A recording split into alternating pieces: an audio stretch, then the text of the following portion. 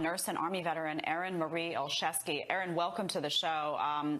This is much needed information. I want to thank you for being here and start with the grouping of non-COVID patients with COVID patients, those who were confirmed positive with those who were awaiting test results. How common was that? That was extremely common. It was an everyday experience, and there was really no reason for that. There were resources that were not being utilized. For instance, the Comfort Ship, the Javits Center, and they had the Samaritan's Purse. So we had options that weren't utilized. Now, was the rapid testing being utilized, or were these people grouped in the same room for extended periods of time? The rapid tests were not being utilized. They were using the ones that were sent out, which would be a 5 to 10 day turnaround. In the meantime, these patients were put on the floors and they were intermingled with COVID positive and then COVID rule out patients.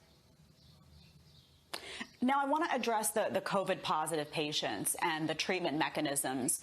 What about the hydroxychloroquine and the zinc? In New York City, in New York in particular, that was something that was not utilized in many cases. So what did you find in terms of the approach by doctors to that course of treatment in New York, and maybe New York versus another state, for example?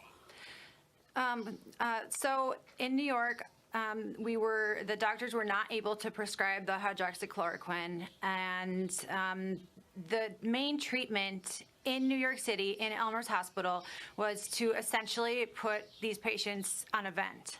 And they really refused to try any alternative treatments, even though they were successful in other states. For example, I'm from Florida.